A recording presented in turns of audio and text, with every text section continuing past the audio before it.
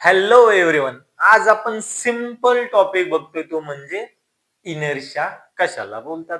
Inertia खूप अवघड अशी टर्म नाही. तुम्हाला काय करायचंय, सिम्पली एक 2-3 एक्झाम्पल मी तुम्हाला सांगतो. तुम्हाला समजून जाईल की एक्झॅक्टली इनर्शिया काय म्हणायचं. आता नॉर्मली बघा, मी जर एखाद्या टेबल वरती एक बुक ठेवलं असेल, जसं इथं दिसतंय, मी टेबल वरती काय करतोय, एक बुकला ठेवतोय. अशा केसमध्ये काय होतं रे, त्या बुकला जर मी हातच लावला नाही आणि ते बुक तसंच ठेवलं, तर याचा अर्थ तो जो बुक म्हणजे काय, तुमचा ऑब्जेक्ट आहे. तो ऑब्जेक्ट जर रेस्ट कंडिशनला असेल तर त्याच कंडिशनला तो कम्फर्टेबल असतो. सिंपल. ऑब्जेक्ट जर रेस्ट कंडिशनला असेल तर त्याच कंडिशनला तो कम्फर्टेबल असतो. हे एक एक्झाम्पल. आता दुसरे एक्झाम्पल बघा. जर समजा तुमच्याकडे एखादी अशी कार मुव्हिंग असेल, बघा ही कार मूव्ह करते कंटिन्यू. अशा केसमध्ये अचानक ड्रायव्हरनं ब्रेक लावला. काय केलं ड्रायव्हरने तिथं? अचानक ब्रेक लावला. स्टार्टिंगला मुव्हिंग कंडिशनला होते, त्यामुळे पॅसेंजर पण हॅपी होते.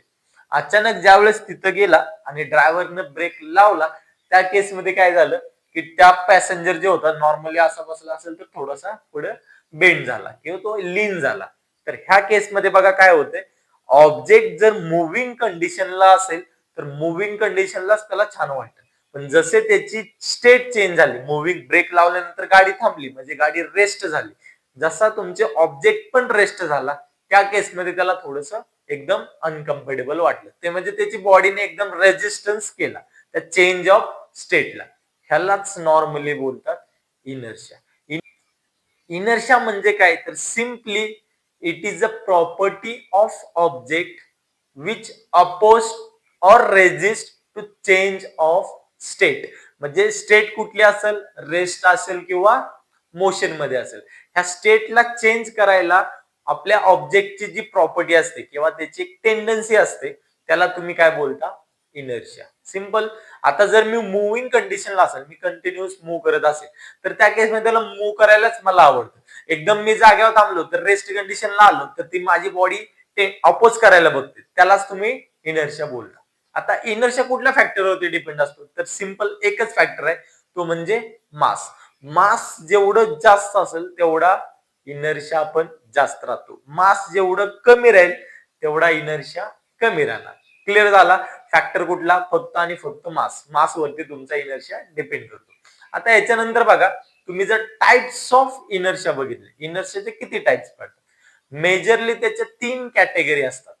3 टाइप्स पडतात. फर्स्ट वन म्हणजे इनर्शिया ऍट रेस्ट. जसं की मगाशी मी पहिले एक्झाम्पल सांगितलं की ज्याच्यामध्ये तुम्ही टेबलवरती एखादं बुक ठेवलं असेल तर ते बुक तसंच राहायला जास्त कम्फर्टेबल वाटतं त्या बुकला किंवा त्या ऑब्जेक्टला. ते झालं इनर्शिया ऍट रेस्ट. दुसरी केस मी सांगितली इनर्शिया ऍट मोशन, म्हणजे दुसरी कॅटेगरी येते इनर्शिया ऑफ मोशन. म्हणजे एखादी कार जर मुव्हिंग असेल तर त्याला त्या स्टेटमध्ये छान वाटतं, मुव्हिंग कंडिशन मध्ये. त्याला एकदम रेस्ट कंडिशनला आणलं तर ती बॉडी त्याची ऑपोज करायला बघते. पॅसेंजरची बॉडी जशी मगाशी ऑपोज करत होती, सेम ते केस, ते म्हणजे इनर्शिया ऑफ मोशन.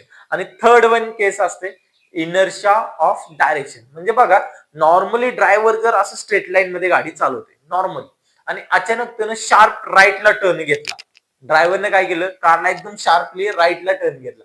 अशा केसमध्ये काय होतं रे, पॅसेंजर जो बसलेला असतो एकदम असा डाव्या साईडला लीड होतो. असं का होतं, तर हा त्याच्या डायरेक्शनच्या, म्हणजे इनर्शिया डायरेक्शन जे बोललं जातं त्याच्या डायरेक्शन मध्ये चेंज केल्यामुळं हा इनर्शिया आला. लक्षात आलं? हे 3 टाइपचे त्याचे इनर्शियाचे टाइप्स असतात. हे डेफिनेशन. आणि नॉर्मली इनर्शिया कशावरती डिपेंड करतो, मासवरती. एवढं बेसिक तुम्हाला इनर्शिया बद्दल माहित असायला हवं. व्हिडिओ आवडला तर नक्कीच लाईक, शेअर अँड सबस्क्राईब करा.